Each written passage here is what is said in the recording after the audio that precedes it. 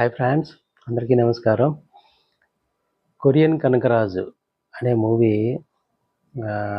వరుణ్ తేజ్, రితికా నాయక్, సత్య, సునీల్ ఇలాంటి మంచి స్టార్స్ అంతా యాక్ట్ చేయడం జరిగింది.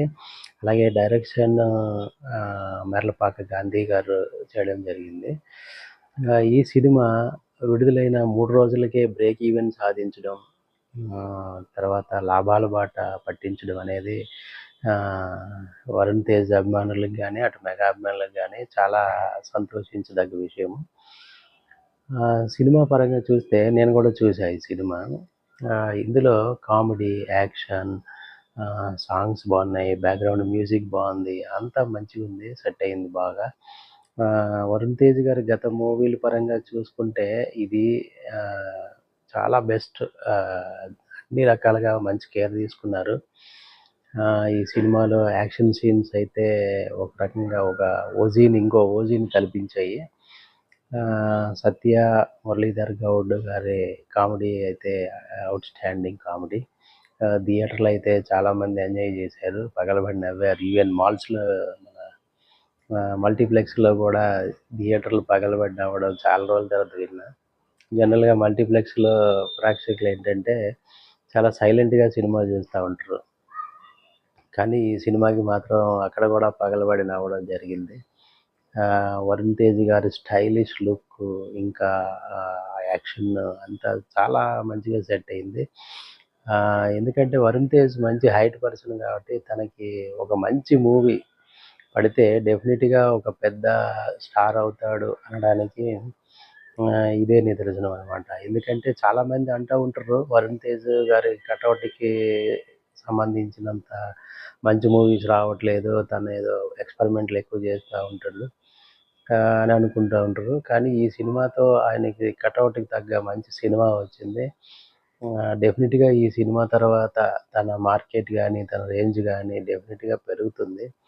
అందులో ఎటువంటి సందేహం లేదు. ఆహ్, ఇప్పుడు వరుణ్ తేజ్ వైపు పెద్ద డైరెక్టర్లు గాని, పెద్ద నిర్మాతలు గాని చూసే ఇదొస్తుంది. తన మార్కెట్‌ని పెంచుకున్నాడు డెఫినిట్‌గా.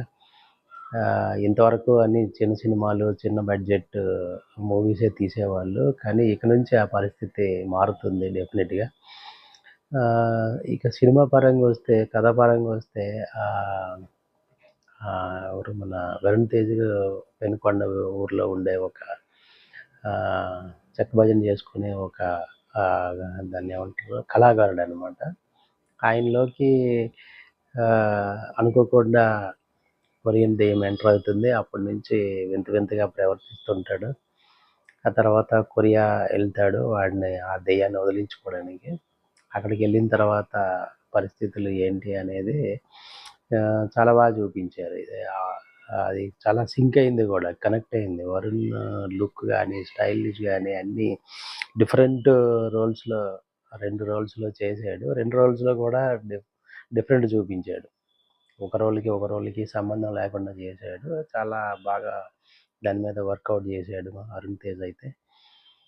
సో, ఆహ్, ఇది మెగా ఫ్యామిలీకి లాస్ట్ 4 ఫిలిమ్స్ అక్కడ 'ఓజీ' నుంచి తర్వాత 'మనశంకర వరప్రసాద్', 'పెద్ది' ఇప్పుడేమో ఈయన కొద్దిగా మంచి రోజులైతే నడుస్తున్నాయి. సో, దానికి తగ్గట్టుగానే మంచి హిట్ అందుకున్నారు. 3 రోజుల్లోనే ఆల్రెడీ బ్రేక్ ఈవెన్ అయిపోయి లాభాల్లోకొస్తుంది సినిమా అంటే సంతోషించదగ్గ విషయం. సో, నిర్మాతలు ఎప్పుడైతే హ్యాపీగుంటారో ఆటోమేటిక్‌గా మళ్ళీ నెక్స్ట్ మూవీస్ గూడా తీయడానికి రెడీ అవుతుంటారు. సో, ఇది ఇంకా చాలా పెద్ద హిట్ అయ్యే అవకాశం ఉంది. ఎందుకంటే ఆహ్, ఈ వీకెండ్ మళ్ళీ ఆగస్ట్ 15 వస్తది. ఆగస్ట్ 15కి సెలవులొస్తాయి మళ్ళీ. సో, ఈ వీకెండ్ గూడా మంచిగా నడిచే ఇదుంది. మంచి ఆక్యుపెన్సీ వస్తుంది. నాకెందుకు అనిపిస్తుంది ఈ సినిమా హిందీలో గూడా తీసుంటే బానే ఉండేదని. హిందీ ప్రేక్షకులకు గూడా కనెక్ట్ అయ్యేవాళ్ళు. ఈ కొరియన్ బ్యాక్‌గ్రౌండ్స్ మూవీస్‌కి. ఆ విధంగా ఉంది. పాన్ ఇండియా మూవీ అయ్యే ఛాన్స్ ఉంది దీనికి. సో, దీన్ని తీయాల్సింది హిందీలోకి. హిందీలో చూడాలి మరి ఈళ్ళేమైనా నెక్స్ట్ ఫర్దర్‌గా ఏమైనా ప్లాన్ జేస్తారా ఏమో చూడాలి. ఆహ్, హిందీలో గూడా తీసుంటే బావుండేది. వీళ్ళకి గూడా మంచి డబ్బులొచ్చేవి ఇంకా. హ్మ్.